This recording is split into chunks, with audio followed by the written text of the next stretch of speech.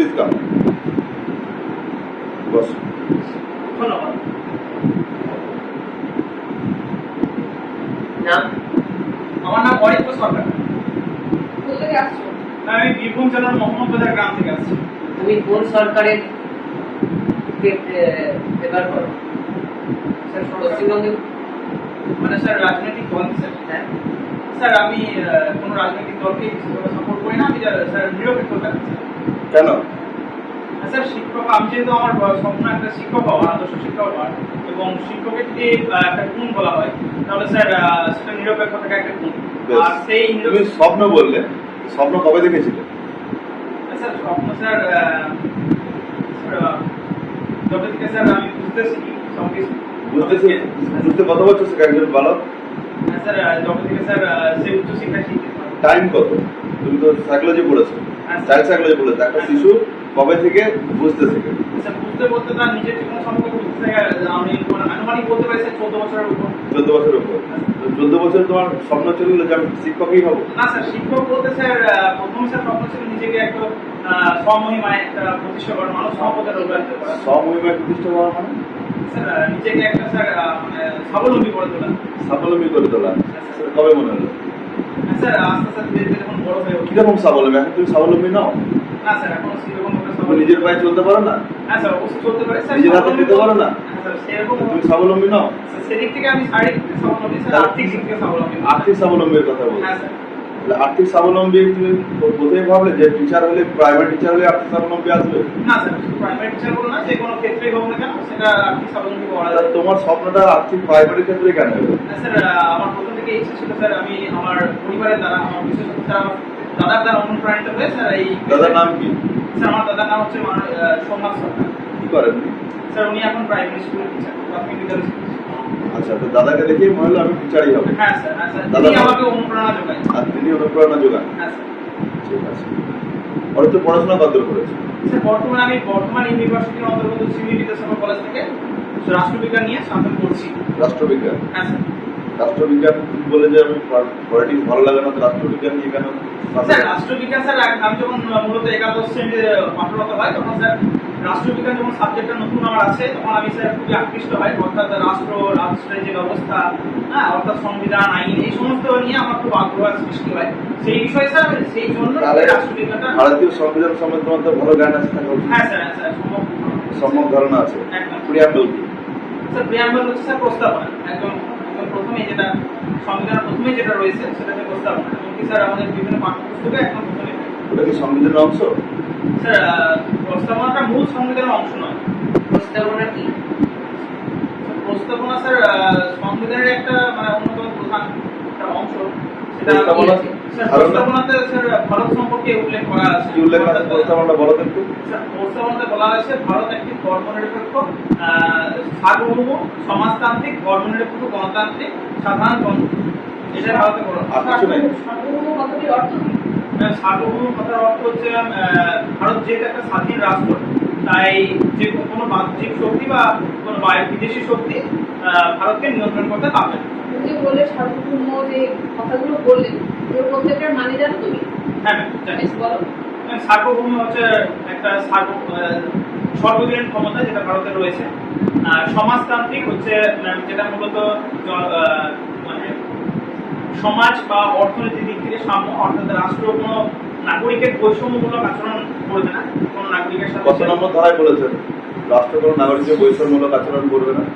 Sir দুঃখিত sir, এই মুহূর্তে ঠিক মনে পড়ছে না, পরে পরবর্তী সময় জেনে নেব। পরবর্তী সময় জেনে নেবে। এখন কি জেনে আসা উচিত ছিল বলে মনে হয়? স্যার অবশ্যই ছিল স্যার। মানে সংবিধান কবে কার্যকরী করা হয়? স্যার সংবিধান কার্যকর 1950 সালে 26 জানুয়ারি। কবে গ্রহণ করা হয়েছিল? স্যার গ্রহণ করা হয়েছিল 1949 সালের 29 নভেম্বর। 29 নভেম্বর? কেন 29 নভেম্বরটাই কেন ডেটটা ভাবা হলো, আর 1950 সালে 26 জানুয়ারি ডেটটাই কেন ভাবা হলো? স্যার মূলত সংবিধান রচনার কাজটা মূলত খসড়া কমিটি করে। তো খসড়া কমিটি তাদের কার্য সম্পাদন একদম শেষ করে 1949 সালে 26 নভেম্বর, আর সেদিনই সংবিধানটা গৃহীত হয়। তবে বিশেষ কিছু ধারা তখন পর্যন্ত মূল সংবিধানে সংযুক্ত না হওয়ার জন্য সেটা তখনই কার্যকর হয়নি। সেটা তার 2 মাস পর অর্থাৎ 26/1950 কোন কোন সালে ধারা কার্যকরী হয়নি বলে তোমার মনে হয়? স্যার বেশিরভাগ ধারাটাই কার্যকর হয়নি বলে আমি মনে করি। শুধুমাত্র বিশেষ কয়েকটি ধারা যেমন নাগরিকত্ব আইন আর স্যার এরকম যেটা বলছো ঠিক বলছো, ওই ধারাগুলো কার্যকরী করা হয়নি বলে সংবিধান কার্যকরী করা হয়নি। না স্যার নাগরিকত্ব আইন এছাড়া আরো বিশেষ কিছু আইন নাগরিকত্ব আইন তো 1955 সালে পাস হয়েছে। না স্যার সংবিধান বলেছে যে নাগরিকত্ব আইন পাস হতে হবে। তো সংবিধান কার্যকরী হবে তবে লোকে জানবে, তারপর সংবিধান নাগরিকত্ব বিষয়ে আইন পাস করবে। তার সংবিধান যখন কার্যকরী হলো 1950 সালের 26 জানুয়ারি, তারপরে ভারতীয় নাগরিকত্ব আইন 1955 সালে পাস হলো। কনসেপ্টটা ক্লিয়ার হলো না? স্যার ঠিক আছে, তুমি প্রাইমারি ইন্টারভিউ জন্য তাই তো? কি পড়াবে প্রাইমারি বাচ্চাদের? প্রাইমারি যেহেতু আমি প্রাইমারি বিদ্যালয় শিক্ষক, তাই স্যার যে কোনো বিষয় আমি পড়াতে রাখি। যে কোনো বিষয়ে পড়াতে রাখতে আছে। যা বলে যাবে। ধন্যবাদ স্যার। স্যার আপনি কি একটু ব্যবহার করতে হ্যাঁ, ব্যবহার করো। তুমি স্যার স্যার আমি কি পরিবেশ যোগ শেখাবে। যে কোনো স্যার স্যার আমি কি পরিবেশ থেকে কার্বনিকভাবে শিক্ষার্থী শ্রেণীকক্ষের পরিবেশ হিসেবে একদম একদম। সুপ্রভাত আমার শিক্ষার্থীরা, তোমরা সবাই কেমন আছো? ভালো আছে স্যার। হ্যাঁ স্যার আমিও খুব ভালো আছি। আচ্ছা আমরা আজকে খুব মজাদার একটা বিষয় শিখবো, কেমন? কিন্তু তার আগে আমি তোমাদেরকে দুটো দলে ভাগ করে দিচ্ছি। তোমরা হচ্ছে ক দল এবং তোমরা হচ্ছে খ দল। আচ্ছা বলতো আমরা আজকে কোন বিষয় পড়বো? হ্যাঁ আজকে আমরা গণিত বিষয় পড়বো। তো গণিত বিষয় কি পড়বো জানো? হ্যাঁ তোমরা এখন জানো না, বেশ আমি বলে দিচ্ছি। আচ্ছা তোমরা এখন কোন শ্রেণীতে পড়ো? তোমরা এখন দ্বিতীয় শ্রেণীতে পড়ো, তাই তো? আচ্ছা আচ্ছা কেউ একজন তারিখ বলো দেখি। হ্যাঁ সুলেখা বলো। হ্যাঁ আজকে 19 তারিখ। বাহ ভালো হয়েছে। আচ্ছা আচ্ছা আমরা আজকে কি শিখবো বললাম? কোন বিষয় শিখবো? হ্যাঁ গণিত শিখবো।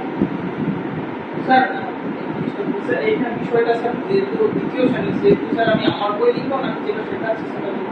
যেটা ইচ্ছা আছে তোমার মনে হচ্ছে। হ্যাঁ আজকে আমরা তোমাদের যে আমার বই রয়েছে, যে আমার বই থেকে গণিত শিখবো, কেমন? হ্যাঁ ঠিক আছে বেশ। আজকে আমরা সেখানে একটা মজার জিনিস জানবো, একটা মজার খেলা করবো, ঠিক আছে?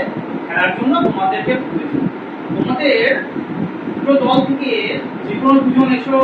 হ্যাঁ রাম, ক দল থেকে রাম তুমি এসো এখানে। আচ্ছা ক দল থেকে তুমি এসো সুলেখা। হ্যাঁ তোমরা এখানে দাঁড়াবে তো? আচ্ছা বলো তো আমি এটা কিসের ছবি আঁকছি? কিসের ছবি আঁকলাম এটা বলো বলো। হ্যাঁ সবাই বলো। হ্যাঁ বলের ছবি আঁকলাম, তাই তো? আচ্ছা এবার ধরো আমি রামকে দুটো বল দিলাম এবং সুলেখাকেও দুটো বল দিলাম, তাহলে তাদের কাছে মোট কতগুলি বল থাকলো? রামের কাছে দুটো থাকলো এবং সুলেখার কাছে দুটো থাকলো, ঠিক আছে? তাহলে রামের কাছে দুটো থাকলো আর সুলেখার কাছেও দুটো থাকলো। এবার রাম আর সুলেখা তাদের দুটো বল আমাকে দিয়ে দিল, এরপর তাহলে দেখো আমার কাছে কয়টা বল থাকলো? বলো বলো সবাই বলো। হ্যাঁ আমার কাছে যদি রামের দুটো বল এবং সুলেখার দুটো বল আনা যায় তাহলে কয়টা বল থাকছে আমার কাছে? হ্যাঁ ঠিক, আমার কাছে সর্বমোট 4টি বল থাকছে। আচ্ছা এটা কিভাবে পেলে গো তোমরা? বলো কিভাবে পেলে? হ্যাঁ একসঙ্গে কি করলাম আমরা, আমার হাতে তোমরা দিয়ে দিলে, তাহলে কি করলাম? এটা একসঙ্গে জুড়িয়ে দিলাম। আর জুড়িয়ে দেওয়াকে গণিতের ভাষায় কি বলে জানো? যোগ করা বলে। কি বলে জানো? যোগ করা। তো আজকে আমরা এই যোগ করা শিখবো, ঠিক আছে? যোগ অর্থাৎ কোনো কিছুকে জুড়িয়ে দেওয়া একসঙ্গে। আচ্ছা তোমরা কি জানো যোগের চিহ্ন কিরকম? আচ্ছা এটা আমি একটা চিহ্ন আঁকলাম, ঠিক আছে? এটা হচ্ছে যোগের চিহ্ন। এটা হচ্ছে কিসের চিহ্ন বলো সবাই? যোগের চিহ্ন। সবাই কিন্তু খাতা বের করে করবে, কেমন? হ্যাঁ এটা হচ্ছে যোগের চিহ্ন। তাহলে দেখো এই যে রামের কাছে, ঠিক আছে বসো। ঠিক আছে বেশ, তাহলে আজকে আমরা